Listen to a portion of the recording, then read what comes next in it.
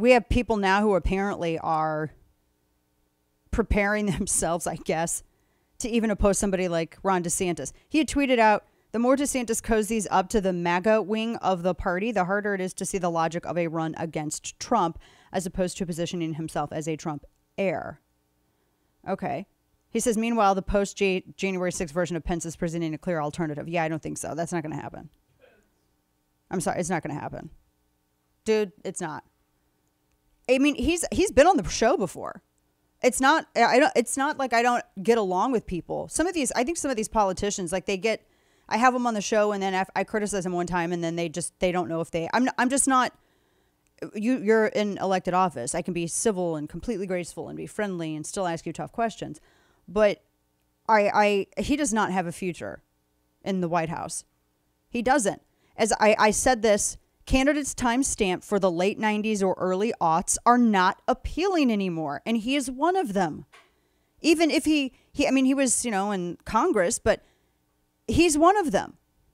I don't know what battlefield people like Liz Cheney and all these other people think that they're on, but it's not where the rest of America is fighting. Everyone talks about my principles and the values. What values and principles? Low taxes, life, energy independence, strong Second Amendment, fairly non-interventionist foreign policy. I thought these were supposed to be values of the Republican Party.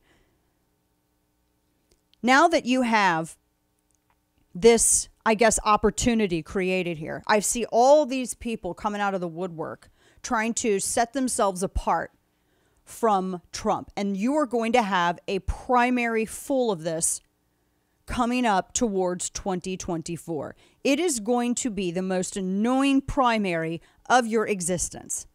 I hate to say. I'm just saying. That's what I'm seeing. I mean, I kind of saw it with Pence here. I think he's very carefully and slowly trying to differentiate himself. Everyone thinks that there's going to be this that the Republican Party is going to go back to the way it is as soon as Trump loses influence. These people have a fundamental misunderstanding, not only of our culture, but the ideological beliefs of the people who subscribe to either conservative or Republican political ideas. They don't get it. The voters are not a creation of Trump. Trump is a creation of the voters. Let's back up for a minute. Going back even before the Tea Party. How did the Tea Party come about back in 2008? Everyone thinks it was a reaction to Barack Obama. This is why I mentioned this yesterday. It wasn't. In fact, it actually has libertarian roots. People were mad at Too Big to Fail. They were mad over the No Child Left Behind Act, which set the stage, in my opinion, for a lot of the stuff that we're seeing with education today. We had bailouts. It was the crony capitalist version of the GOP, and a lot of people were opposed to that. There were a lot of criticisms.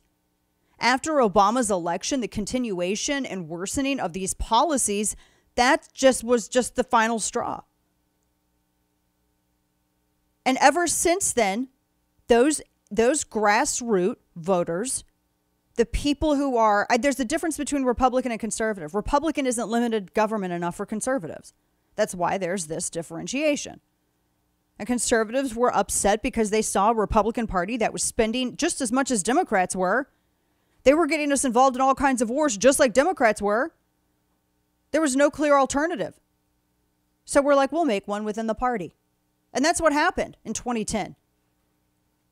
That victory from Republicans was brought to you by Tea Party 2.0. And you would not have a Trump presidency were it not for that. Because people were tired. We were building up to it. We weren't done. It shifted into different purposes. And after so many years of being kicked around, and then particularly after the Mitt Romney thing, when Mitt Romney was the GOP nominee in 2012, Republicans were like, oh, he's going to win. He's got the name recognition. He's got the money. But he was vanilla wafer. People needed, we were in dire straits. We still are. I mean, you got to remember, this is a country that got mad after the Stamp Act, got mad over tea taxes. We got mad and we're dumping stuff in the harbor for a hell of a lot less than what we're dealing with now. And then you fast forward, and then we have somebody like Mitt Romney, and everybody was trying to be like that compassionate conservatism, because apparently compassionate means you can't aggressively stand up and vociferously defend those things which are being completely libeled and slandered and annihilated in print and policy. People were tired, and they wanted to find someone who was as aggressive for them as they felt about reforming and deregulating government and getting back to the republic as it was created. And that's how you got Trump. And so when you have people like Liz Cheney out here and all of these other, commentariat who think and act and say things that indicate their belief leads them to wanting Trump removed, and that'll just bring everybody back to the way it was. No, you're not going to get the Republican Party back the way it was, because the Republican Party has changed. People have grown older, they've died, more people become Republican, they're younger, blah, blah, blah.